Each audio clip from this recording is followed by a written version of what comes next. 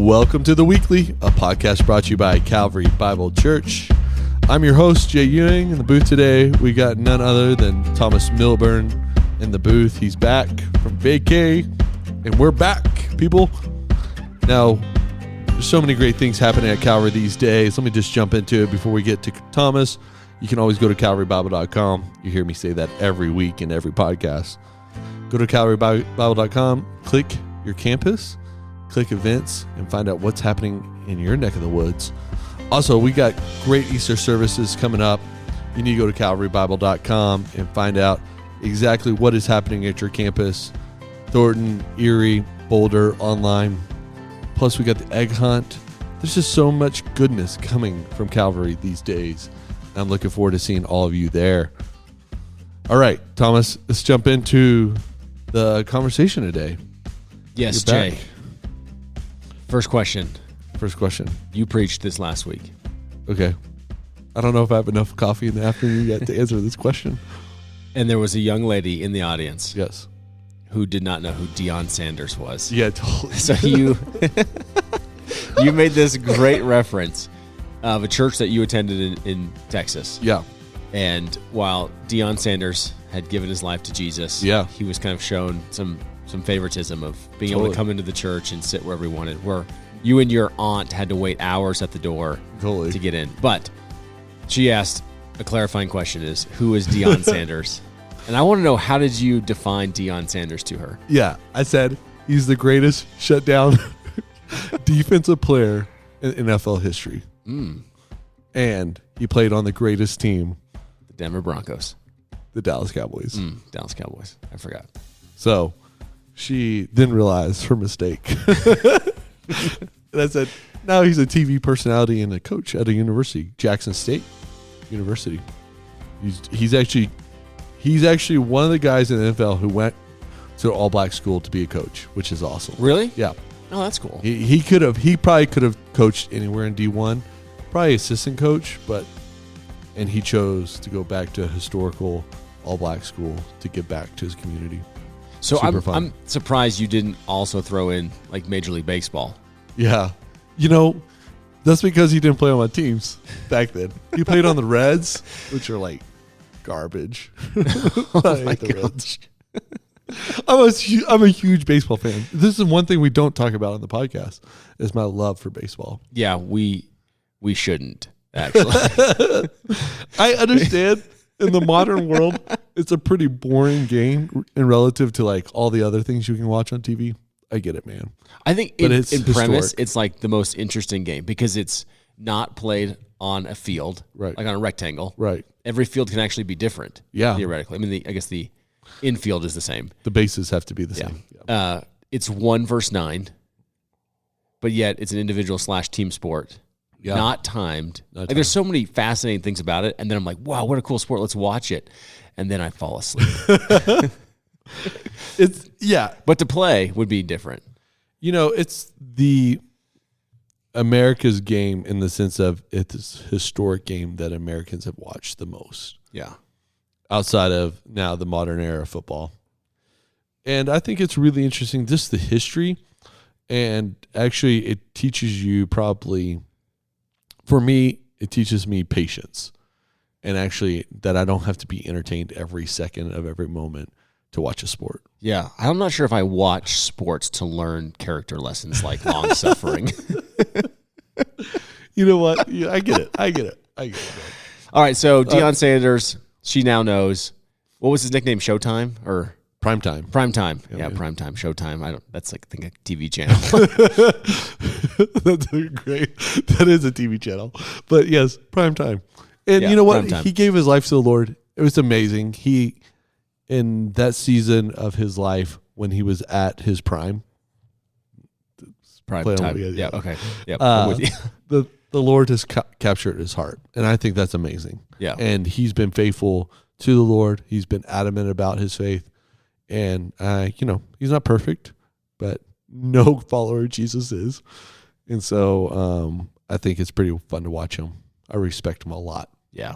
And to be fair, remember, your story wasn't a dig on Deion. No. Your story was just an example of how church leaders will sometimes show favoritism to people, no doubt, because of what they perceive as their value. So, all right, we're in James chapter 2, and you're talking about favoritism. What kind of conversations have you had since then, either in your life group or with people afterwards, that really drew out some more application?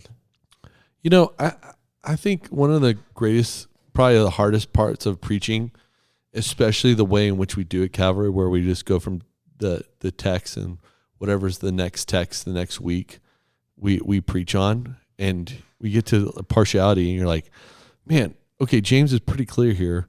Is this going to be like even remotely, what was the word? Engaging for 25, 30 minutes. That's like, Calvary doesn't really struggle with partiality. Not that I think we do. I don't think we do. I've never seen it among us. I mean, one of the things is pastors is we don't know who gives and who gives what here at Calvary. And that's to sort of guard even our sinful hearts in the sense of not playing favorites. Because if I knew you gave me $10 million, I would treat you differently. Yeah. Yeah. But so you get to this text like this, and you're like, okay, I want to be faithful to those verses. I want to be faithful to what James is commanding, sort of calling a church to. And so one of the things is you don't get to talk about maybe the outside stories of partiality that are in the Bible as much as you would want. I would want to jump to, I think one of the best stories, let me say it this way, of partiality in the Bible is Jacob and Joseph and the colors of his coat and what the implication of that leads to for a really long time.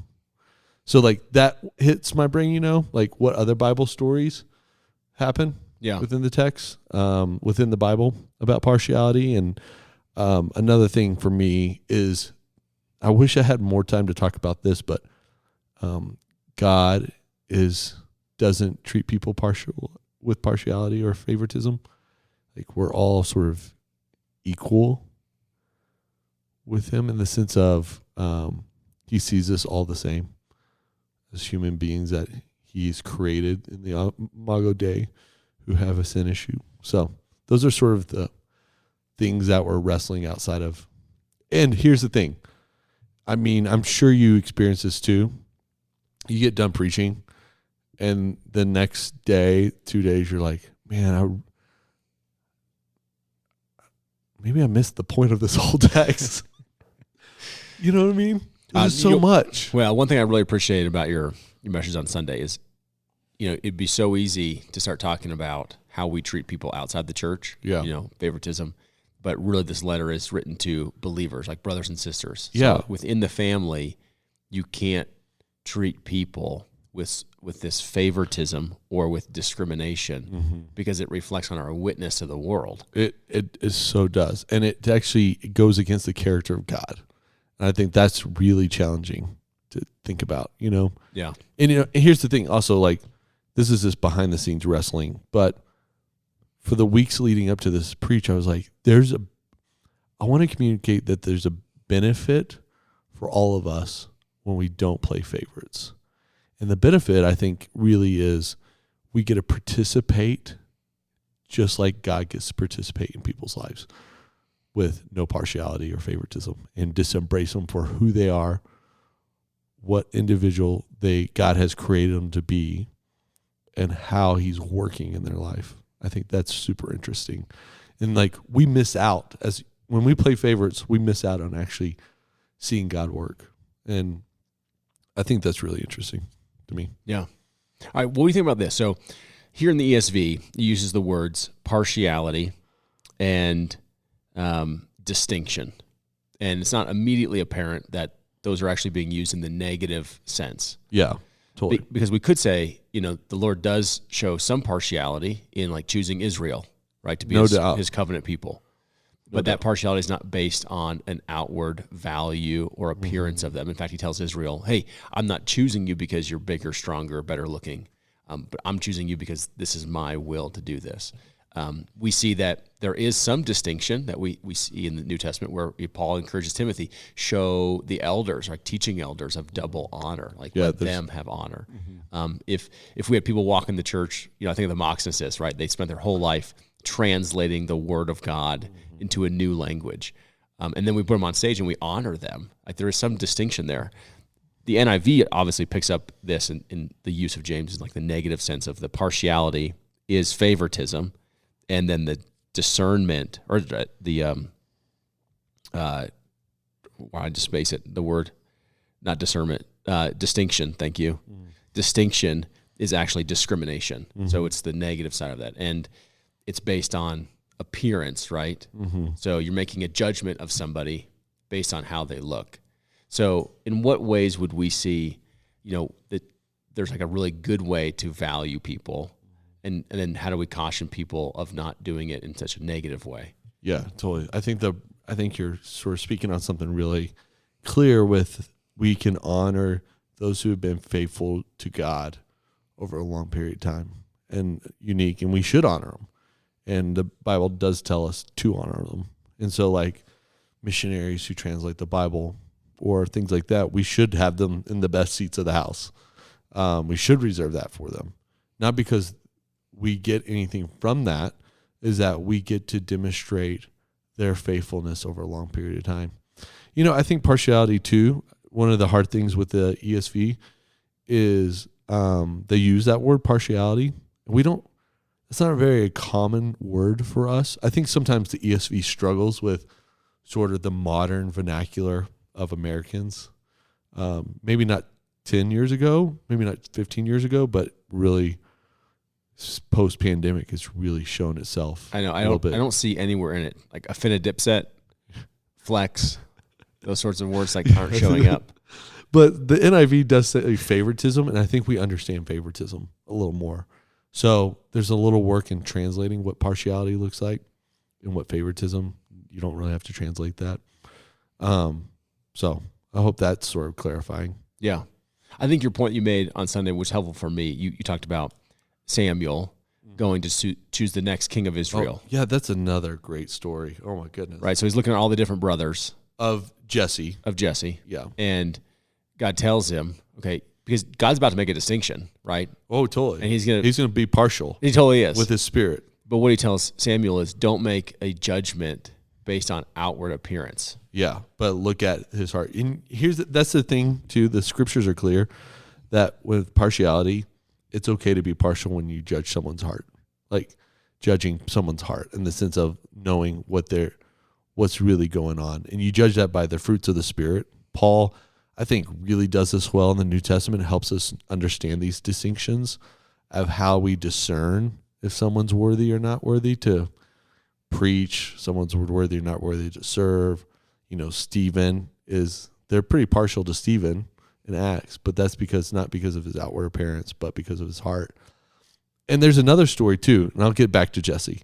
This is clicking in my head now, is that Ananias and Sapphira in Acts, they try to buy their way into sort of this inner circle. And it seems like if you read Barnabas before, he sells a piece of property and gives it. It means Barnabas is really rich.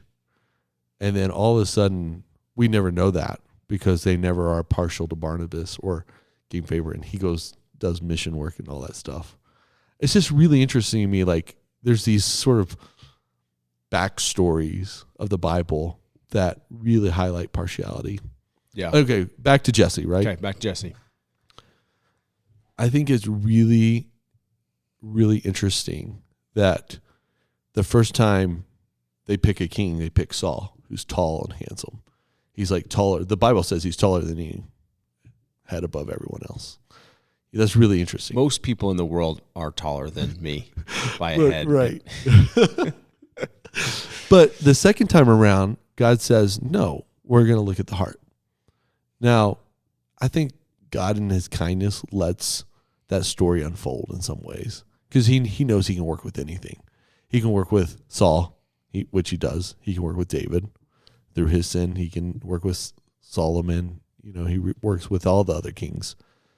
God can use any material to push his glory through. Yeah. So I think that's a really interesting distinction is knowing how Saul looked and then how David is he's a young boy. Well, I mean, he's the youngest still in the family. And it's just really sort of, It's one of those backstories. You're like, this is the thing, Thomas. You know this. I know this. I want others to experience this. When you get around your God's word, there's all these weird connections that make it a lot of fun to read. Mm-hmm. Does that make sense? Yeah, it's so true. And almost it makes it entertaining to read. Let me use that word, modern word, that we can read our Bibles and it can entertain us because of sort of the uniqueness that God does within his word with all these weird connections. As long as we're willing to study, willing to give time to it, willing to read it, to meditate on it, I think there's some really great lessons in it that are fun. I think we're tying so many things of the Old Testament, Jesus' teachings, and then James here talking about, hey, inside the church family. So, hey, family, this is kind of how we act, how we operate. Yeah. And one of the first things is, hey, we're as God's people, we're going to think of people as God thinks of them, which he always sees the interior of a woman. He sees the interior of a man, right? So think about all these stories in which Jesus interacted with people who had the outward appearance of even righteousness. Yeah, like Nicodemus. Yeah. But not impressed. Then all of a sudden the interior of a very poor woman who brings two copper pennies, right? Gosh, that's a fantastic story. Hey, this is who we want to elevate, right? Yeah. And so when James is talking about this, this idea of favoritism or discrimination is based on the appearance of either someone who comes in with wealth or the appearance of someone who comes in with poverty, right? Yeah. So you're judging somebody based on how they look, which is just like the dumbest thing you could possibly do. It's the most human thing we do, though. But think the world is trying to wind this back. Yeah. And they actually don't know how to do it. No, they don't. Because there's no basis, there's no core, there's no root of that is an image bearer of God. A human being is someone who's made in the image of God. That's right. And so that's how they have value.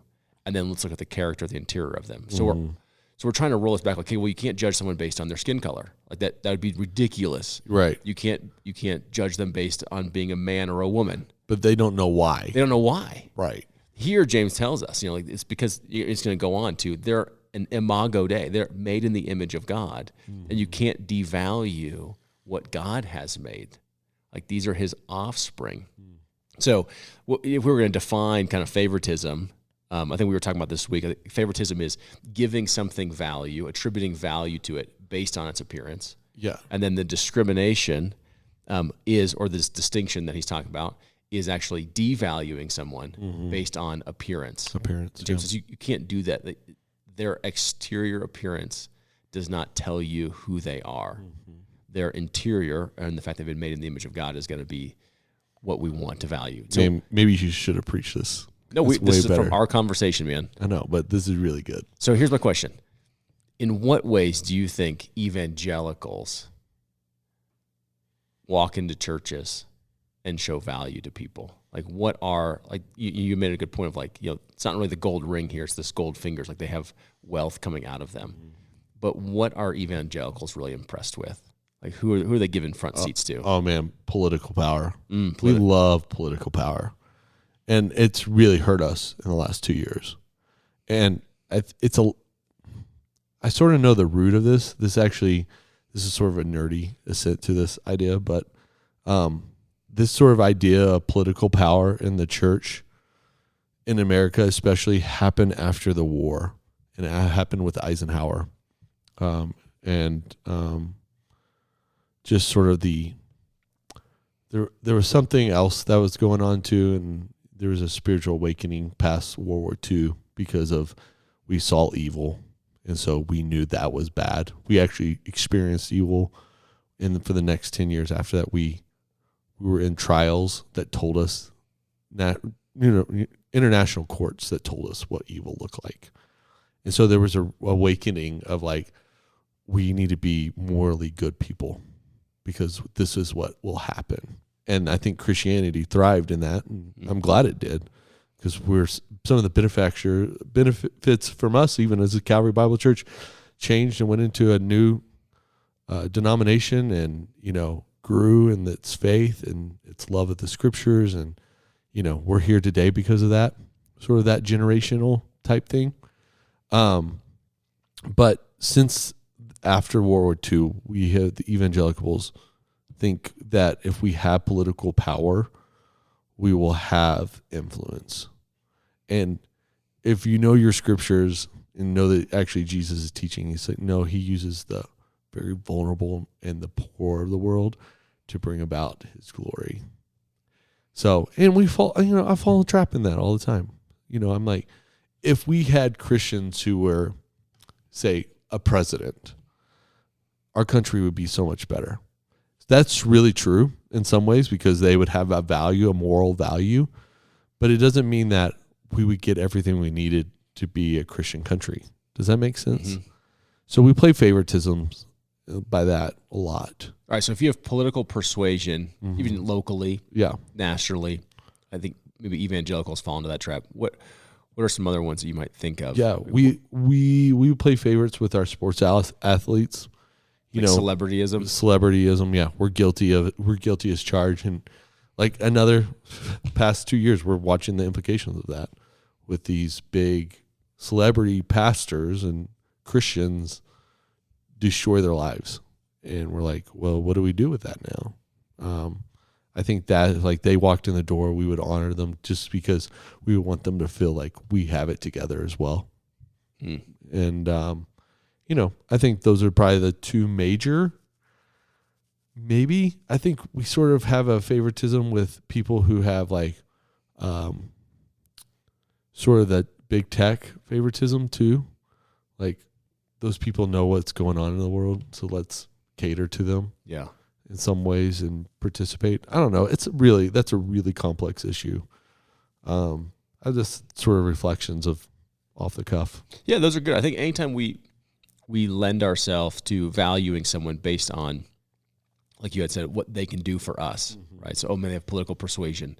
Let's elevate them in our church. Or, they're celebrity. They may have a loud voice. They might be a significant influencer. Let's cater to them. Or even, I see this in churches where, wow, they were very successful at building a business, a CEO. Let's hire them as an executive pastor, and they can bring those same skills and build the church. And you're like, whoa, time out.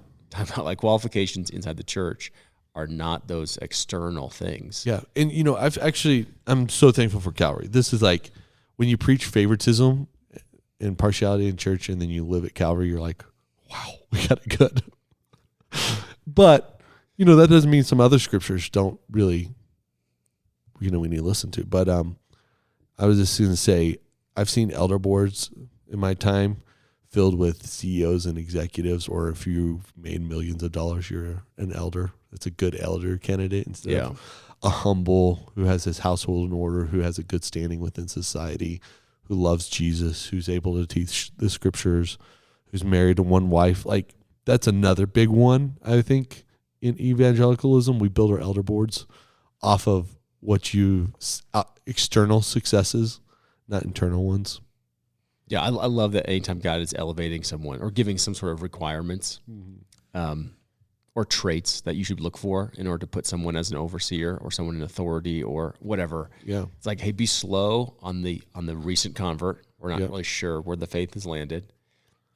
And then really honor these and look for the attributes and fruit of those who characterize like an interior of a life that is right and holy and good and blameless and gentle and wise and humble. Yeah. When the first year I was here at Calvary, I was so amazed that when I would find out a guy was an elder here at Calvary, they were doing like the hardest and unseen job. Like he was like, one was like clicking on slides in Calvary Kids. One was, doing like the parking ministry for Easter. Like it was like, what this is not my typical experience with elders. One was like leading a no-name ministry that no one knew existed, but it was a very important ministry here at Calvary. And you were just like, wow, these guys are like, that's my favorite word, legit. It was just legit. That's and true. How their inner life reflected that. Yeah. All right. So big takeaways as far as, we want to have eyes to see if we are showing favoritism in any way here at Calvary. Yeah. But how does the average person just kind of guard their heart. Because I think you made a really good point on Sundays. Like, it's not like the warning of these big catastrophic sins, right? But it's the small ones that we really don't pay attention to, like favoritism, like gossip, like lying, white lies, that really erode the interior of our life, the character of our life. And speeding. I said speeding. You did say speeding, which I was like, is it speeding if you're going flow of traffic? You just got back from California. I was in California this last week, and we're going 85 on the highway, and I'm like, if I were to slow down, I would put people's lives in danger. I'm in the right lane. It's so true, Thomas. I totally get it. Anyway, I know, man. I get it. No, these are the small things that erode us, right? Yeah, so these are the small things. compromises that we don't pay attention to. Yeah. So what would you encourage the average person at Calvary to say, hey, I don't see any glaring, omissions of this or commissions of favoritism, but this is how we should guard our hearts or stay on guard so that these subtle things don't come in and erode us. Yeah, that's really true.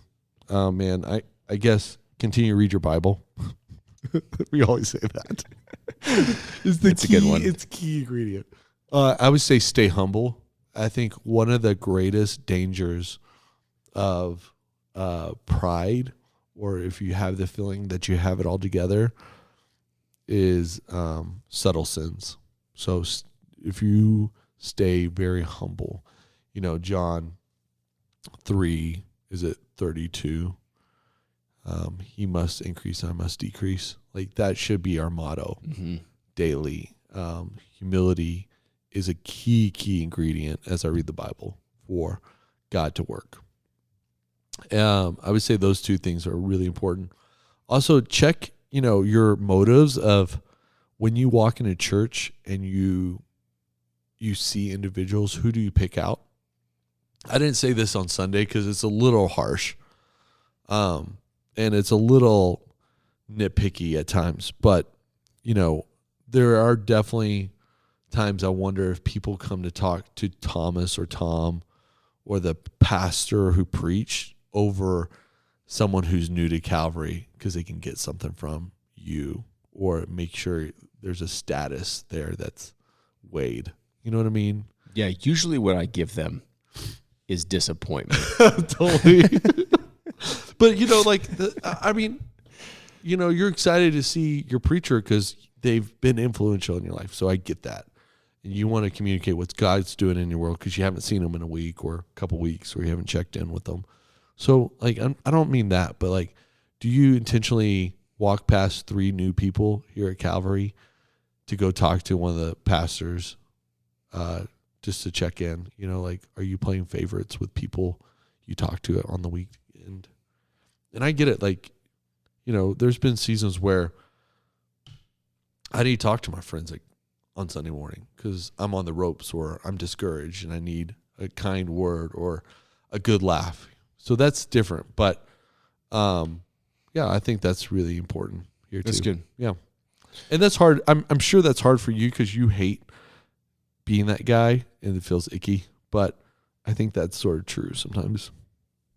Yeah, those are good examples. You're interviewing me on this weekly. You're probably like, I'm glad you interviewed me, Jay. Not at all. This is good. That's good. I think being informed by those things, check in, what is your motivation? Somehow, I don't know how this happens exactly, but learning to value the things that God values. Gosh, right? Man, if you could put that in your journal. Like, how do I change from, wow, that person drives, that person has, that person's wearing, to look at that lady who's 85 over there who maybe committed a sin one time. Like, she's just this holy woman. Yeah. And I want to go hang out with her because I just know that there is this beauty that I need in my life. Totally.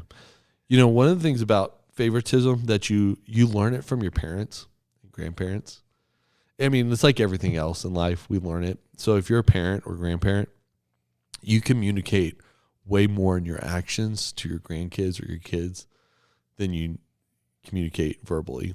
And I think I learned what partiality looked like and what it didn't look like from my grandparents.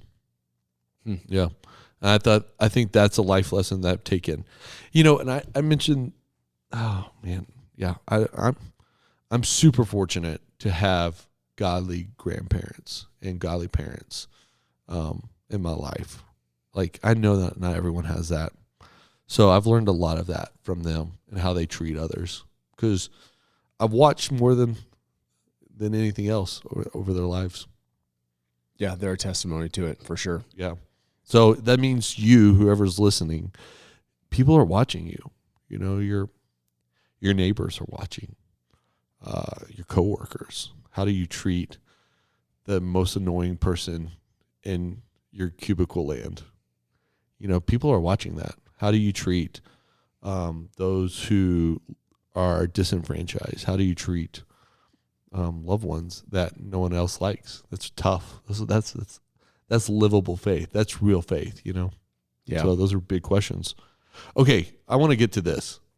And but in my study of James, I finally, after 20 years, I really think this is probably the clearest and most helpful way to appreciate book of James. And I made it early in the sermon.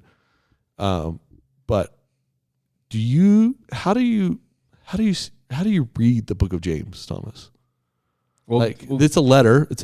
Yeah, set us up with what your discovery was, because you shared it on Sunday. Not everybody who's listening today heard that. Yeah, there's some writings out there that say that maybe the book of James is a collection of James' best sermons, or some of the most important sermons he preached in synagogue in Jerusalem.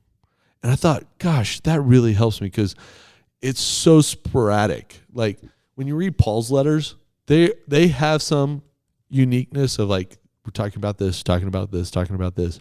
But James is so cut and dry, and it feels like there's no on-ramps and off-ramps to his conversations. Does that make sense? Mm-hmm.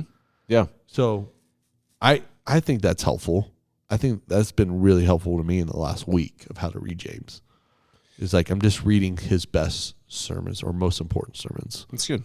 Yeah. I think early on in our study together with the teaching team, Zach Thompson had sent out just a short article, actually, by a gentleman named Justin Taylor, entitled the title of the article was "Echoes of the Sermon of the Mount" in the book of James. Yeah. And so he just kind of lays out all the parallels between what James is doing and what Jesus taught on the sermon. And I think, that's probably the way that I probably have started reading James more. Yeah. Is what was he most familiar with? Probably the teachings of his brother. Mm-hmm. What did Jesus teach a lot of, or what are they familiar with? Probably the Sermon on the Mount, and drawing his own teaching from that. Is probably how I read the book of James. Yeah. Yeah. And I will put those two together and say, you're probably reading James' best sermon about, here's what my brother said, here's how we should live it out. And then Martin Lloyd-Jones wrote a book, thicker than the dictionary. Really? About the book Sermon of James? on the Mount. Oh. On the Sermon on the Mount. Oh, he did? Yeah, it's great. Wow, that's amazing. Martin Lloyd-Jones, he wrote a thick book on Romans. I can't imagine a Sermon on the Mount. Well, the things we could have done before Netflix. Oh, man, it's good to be with you. Hey, Calvary, we're just so thankful you're listening. We're thankful you're jumping in the conversations. We hope this has been really helpful. Thanks for turning the interviewer and interviewee around today, Thomas. Jay, you're one of my favorite podcasters. I'm the only one you don't listen to. It's so good. It's so good. I know the hidden comment inside the comment. Hey, Calvary, we're so grateful. Like always, you can write us at theweekly@calvarybible.com. Check out some of the cool things happening here at Calvary by going there to our website, as well as in the podcasting universe. We have the next What Are We Reading episodes of The Weekly that came out last week.